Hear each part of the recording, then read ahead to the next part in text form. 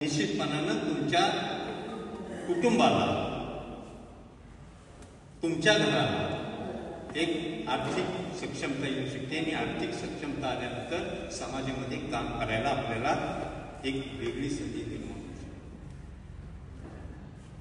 काकांनी ह्या सर्व गोष्टी ओळखल्या म्हणून तर काकांनी या विभागामध्ये काम करताना या सर्व संस्थांची निर्मिती केली. म्हणजे 81 साली शामराव पाटील पतसंस्था उभी केली,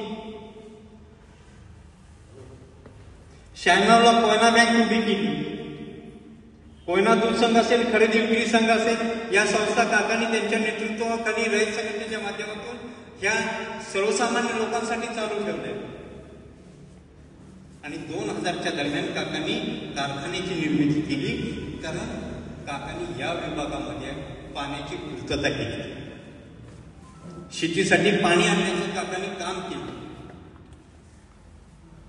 नदी, देशातील पहिला नदीजोड प्रकल्प काकांनी या ठिकाणी राबवला आणि त्यातून या विभागातील शेतकऱ्याला समृद्ध करण्याचा प्रयत्न त्यांनी केला.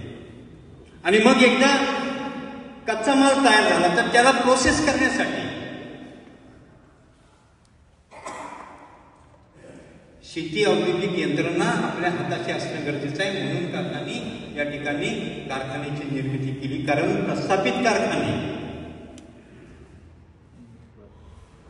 हे त्या काळामध्ये सर्वसामान्य शेतकऱ्याला कळण्याचा या ठिकाणी उद्योग त्या ठिकाणी त्यांच्या माध्यमातून चालायचा. म्हणजे पूर्वी पतसंस्था नव्हत्या, बँका नव्हत्या, त्यावेळी आर्थिक मिळवणुकी या पद्धतीने व्हायची. समोर बसलेले बाकी विषय नंबर 11 मध्ये